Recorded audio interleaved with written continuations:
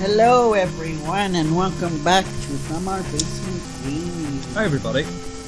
We are back with part 13 of our Legend of Zelda Adventure of Link Let's Play. That we are. Yes. And, Lucky 13 was Yes. Yes.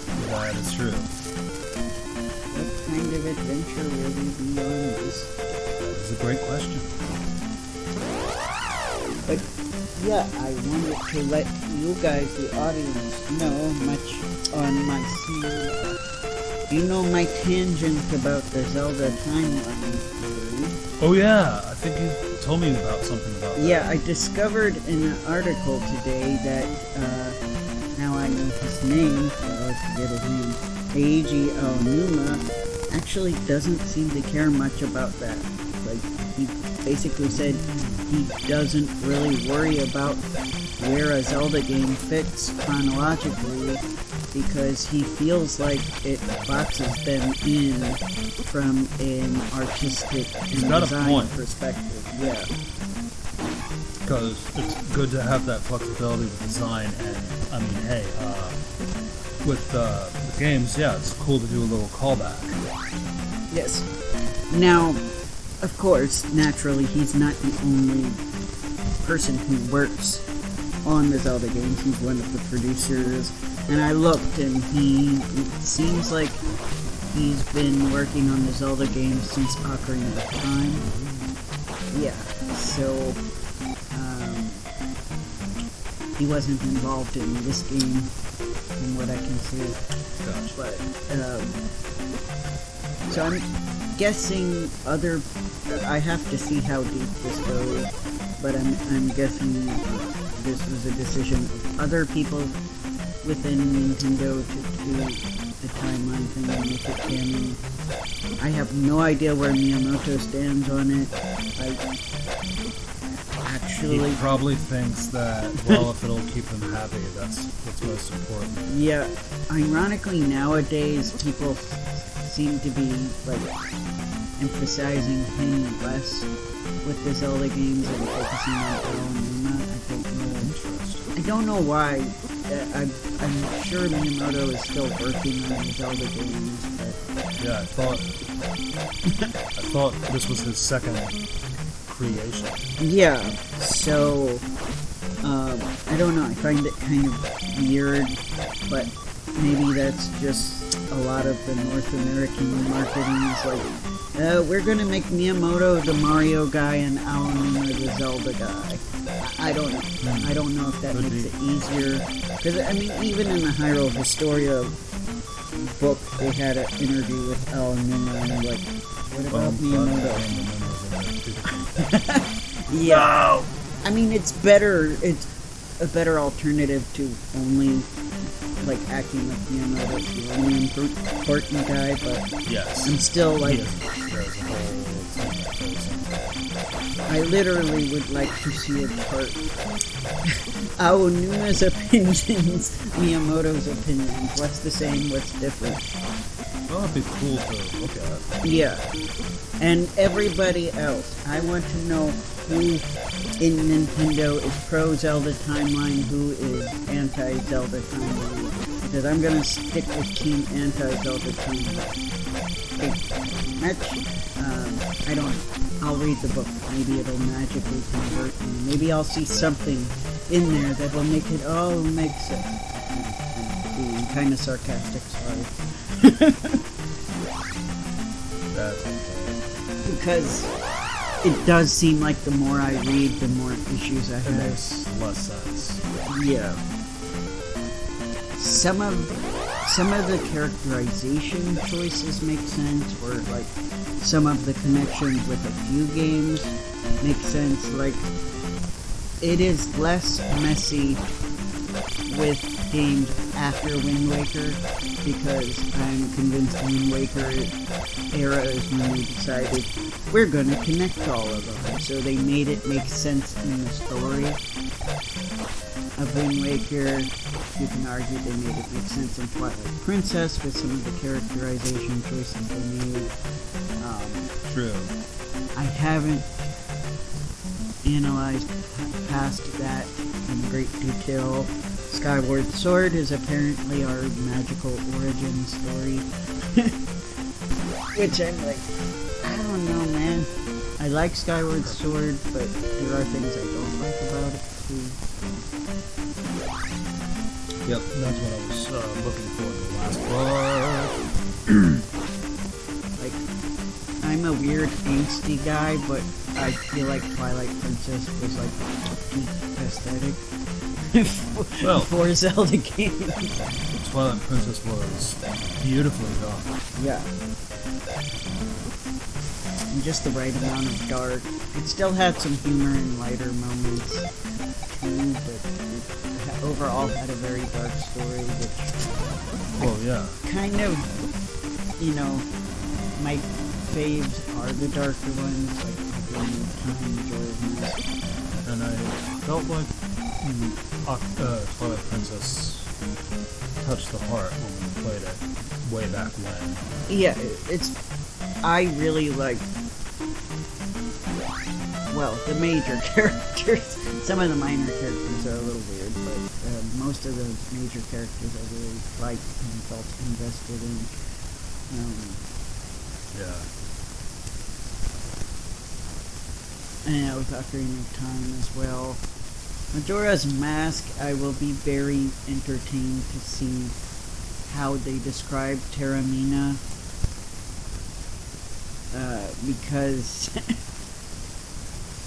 I think the common consensus with the fans is that it's kind of an alternate universe that he slipped into. Though I really want to think it's a real place, I think the fans are just trying to justify why so many people look like Ocarina of Time characters, which is just a boring, out-of-game explanation, is that they're reused assets for the never completed disc drive version of Ocarina of Time. And they might as well recycle what they have. Yeah. Right, like they had these updated, you know, character sprites that they weren't just going to toss away. So, no. You know, yeah, the real answer is boring, but I'm just curious what Hyrule Historia will explain Terramina as. As long as it doesn't go, like, full-on symbolic, I think I will be okay.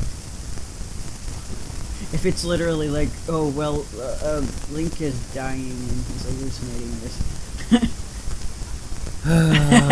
You know, creepypasta era stuff. Yeah, Ben just drowned and we're all sorry for it. Yeah.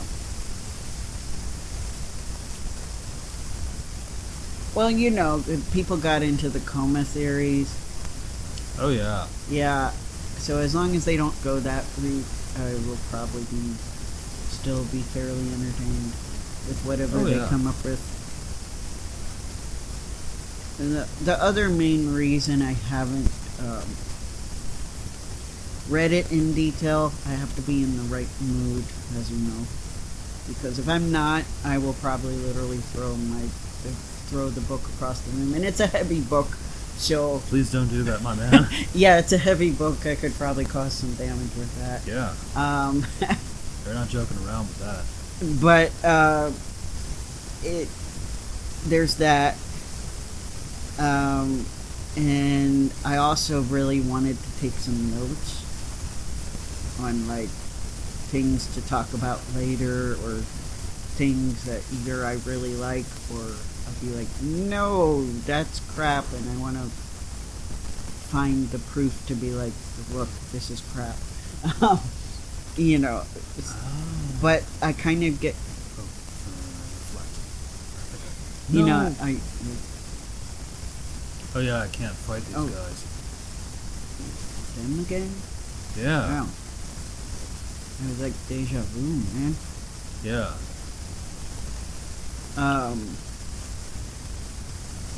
But I feel like, you know, my body can't keep up with the amount of notes I want to take.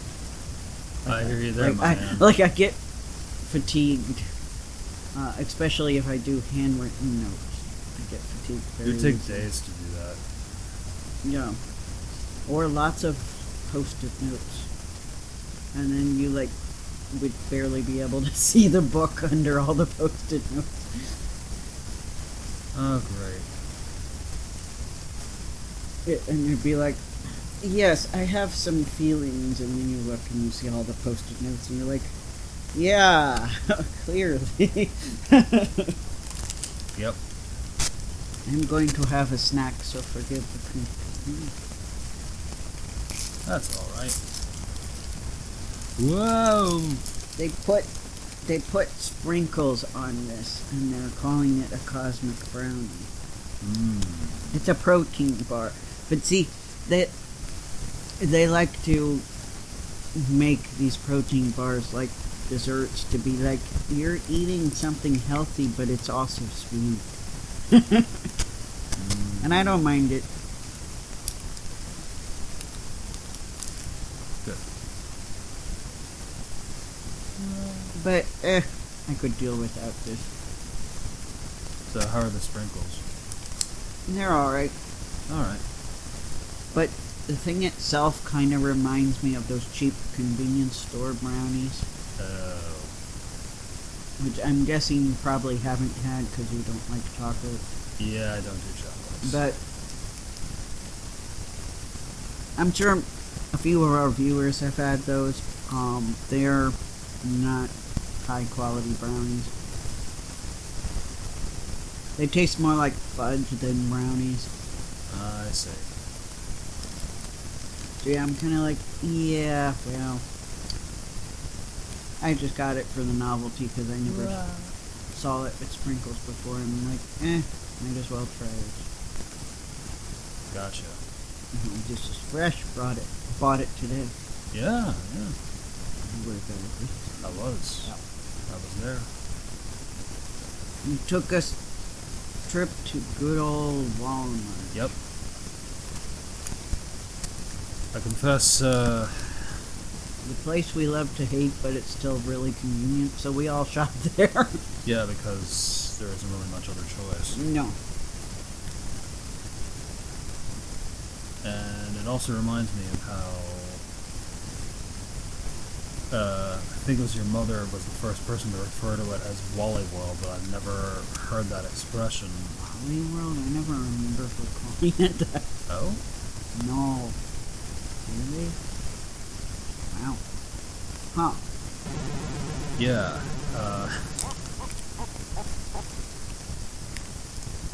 save that so I have all my hearts in a row. So that was a bit of a disappointing end, but we give it our best. Yeah, because to me, when I hear Wally World, I think the vacation movie with Chevy Chase. Never saw it. Oh. Well, how do I describe it? I think you've described it to me before. I've just I think so, seen yeah. That's okay. it. You know, that was one of those things where it was a household tradition in your house. Yep. And I was just like, what? I've never seen it. Yes. Certainly with one of the sequels, Christmas Vacation.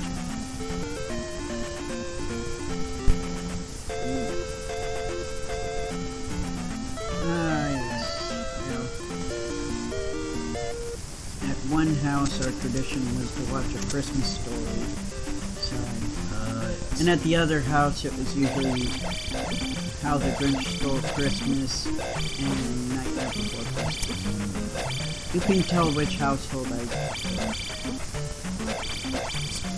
Yeah, especially are they doing like the video of A Christmas Story, or are they doing like a 24-hour marathon of... Oh, no, not that bad. Just the one. Because, Oh no. Cable TV like to do the 24-hour marathon. Oh no, if they did that, I would probably I would actually probably leave. I'd be like, no. Have that glaring on the TV for It's bad enough that I have to watch it every year. I don't want to watch it multiple times in the same year. Nope. On the same day. Yeah. To me, I did start to worry though that overplay of that movie would ruin it. Yeah, and then like they made a musical, right? Oh yeah. And either a sequel or a remake. I don't remember which. Well, there already was a sequel to A Christmas Story, but they had no memory of it and decided there needed to be a Christmas Story 2. And I think there is a Christmas Story 3 where Ralph is an adult man with his children. I thought that would be a wonderful story to tell. Yeah, there's this obsession with repeating the same pattern. Yeah, to me, A Christmas Story 2 was more offensive because, well, one, Ralphie as a teen wanted a car, and spoiler warning, I apologize if you had any interest in watching. It was surreal though because it had Daniel Stern play the old man, and it asks huge questions like, how did he get younger in 10 years?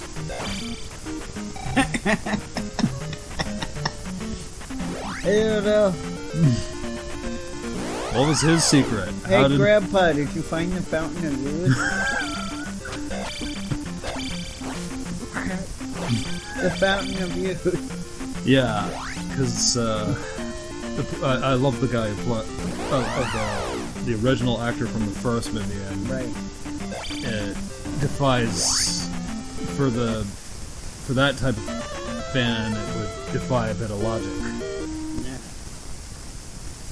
Okay, so I had perfect magic. I needed magic. That wasn't as good as I thought it was. That would put me at a disadvantage. And I'm guessing that thing that I picked up was the magical key.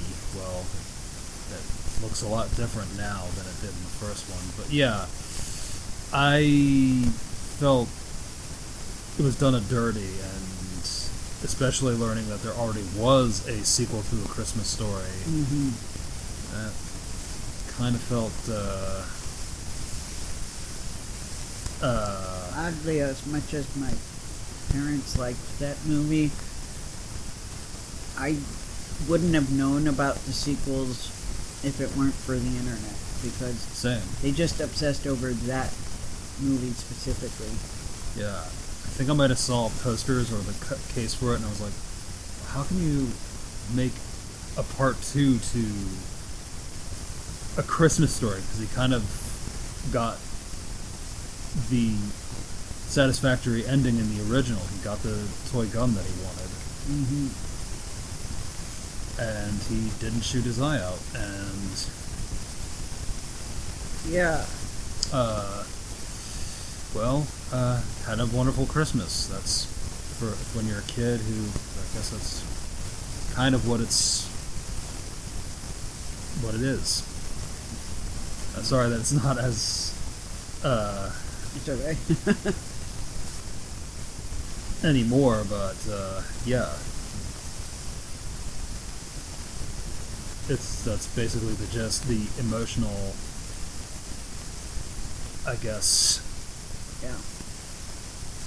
way to put A Christmas Story, and I didn't think that you could do a part 2. Right. Well, when money's involved, they'll find a way. Oh yeah. Like Home Alone 3. Our HDMI port is glitching. It's either that or the game, but I'm not sure. But I don't know. I'll have to test the footage. yes. If you guys see glitching at the upper screen, then you'll know it wasn't our HDMI port. It was the game. Yeah. Oh. No, that's off. Never mind. I was gonna say, is it the VCR messing things up again? Right. But it doesn't look like it's on. No, we turned the VCR off, I think. Right, but when everything was unplugged and we plugged it back in, it could have gone back on, but I don't think it's on. Right. Ooh, hidden passage. Yep.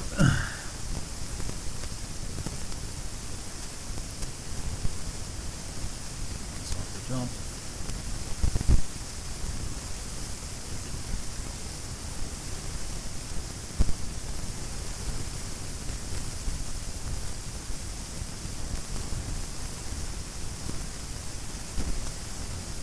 But yeah, it's stuff.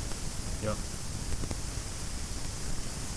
But it was entertaining for the first few times, but once some of the family started to do, I was worried though that it was getting tedious when TV was doing like the 24-hour marathons of this movie and that movie, because if you watch it, I mean, yeah, I love a movie too, and I like to watch it every now and then and get the most out of it, but doing it all the time for the whole day, that's insanity, I feel. I mean, I guess it works for, like, if you're busy during the day, that you can stop by any time and watch it, but... Right. Or if you didn't have the movie and you wanted to watch it. Well, that's what I mean. And, like, you're not able to watch it at, like, a normal, reasonable time, then that kind of schedule does work, but... I feel like in that case, they should have multiple movies in, like, maybe 10-hour blocks, but that's just me. It's pretty presumptuous that everybody will want to watch A Christmas Story. It is. Because, honestly, if it weren't for the fact that my parents wanted me to watch it, it wouldn't have been a movie I would have sought out to watch.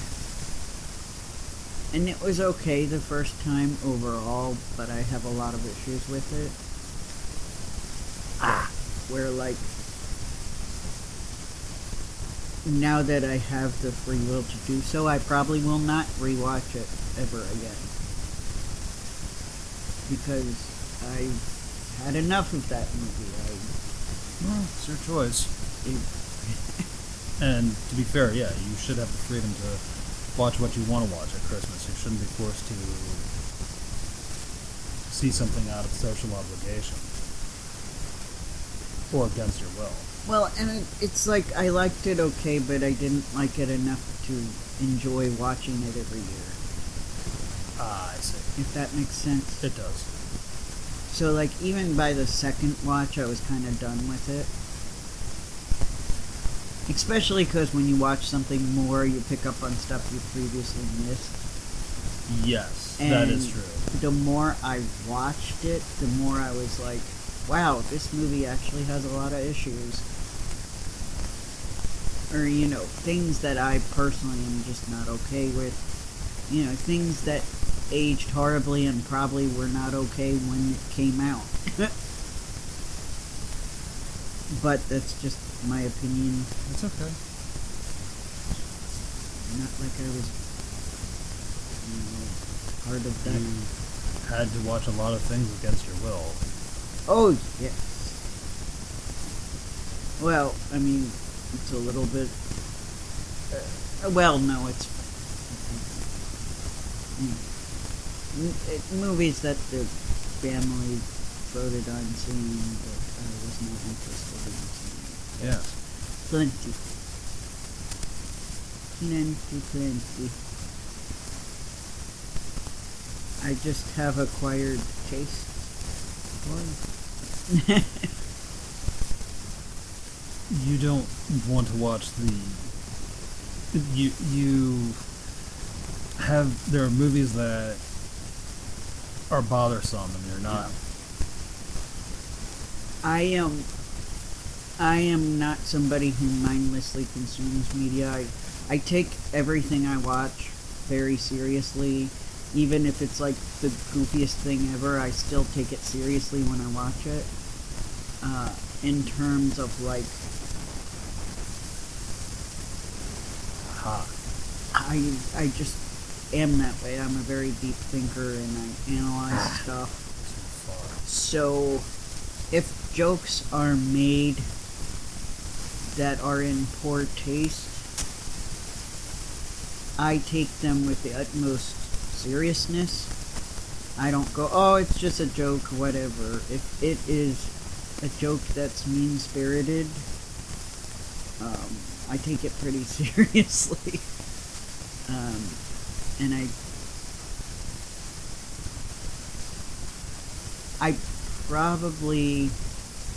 would say it's fair to say that I watched a video where somebody was talking about the difference between like what an audience looks for in a movie and what a movie critic looks for in a movie. And I was very surprised that what I look for in a movie is closer to what a movie critic looks for, even though I did not personally feel that way, because I guess I kind of assumed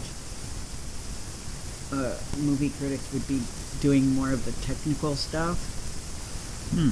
But based on that person's opinion of what movie critics look for in a movie, and this was like specifically him trying to discuss the difference between the critic score and the audience score of the Mario movie being so different. I was like, okay, I see. This is why I give it a much lower rating than most of the audience, because I am looking for the kind of stuff the movie critics were looking for when they gave it a 60 or whatever versus the 99% that the audience gave it. I'm not into being mindlessly pandered to. And is that what we want as a species? Mindless pandering? I don't think so. I think it might just be that people get so stressed out in their lives that they want to turn their brains off. But I just don't agree with that. Like, that's not how I consume media.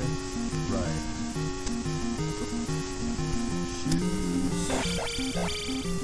And I think part of it's my personality that I just don't, I'm not really capable of turning my brain off. Well, if you wanted to turn your brain off, you would have done something else. Yes, there are some activities, like, genuinely that can be done mindlessly, but for me, watching shows or movies is not something you care about, too. Yeah, it's not one of them. I mean, yeah, if I want to play a board game or playing cards, I guess technically that's not like, I'm not going to analyze the playing cards to death. Yes, do I have to politically analyze the meaning of the two of clubs? Why clubs of all things? No. So yeah, with some stuff like that. Yes. Fine. Or maybe, not even with music. I was gonna say maybe with listening to music, but no, that's not true. Something you've already heard before many times over. Guessing on that. I mean, occasionally, but I tend to kind of daydream when I listen to music, so not even that. Yeah. Or I might be like listening to the lyrics and paying attention to the meaning behind the song, so yeah. Like, yeah, I've butt heads with people before because they're like, oh, it's just a song, just a silly song. I'm like, no. I'm like, it is a song with a message, and I don't like it for its message. And they're like, yeah, I want to consume. They're like, let me consume the thing mindlessly. I don't want to think. And some people are like that with kids movies. Why are you overanalyzing it? It's a kid's movie. I should accept that it's horrible and Yeah. not demand quality because Oh yeah, it's a kid's movie, so it's okay that it's bad. yeah. We're actually So I guess we will end here for now. Hopefully we will be more successful. Yep. Alright. We survived part 13. We Bye, did. guys. Take care, everyone.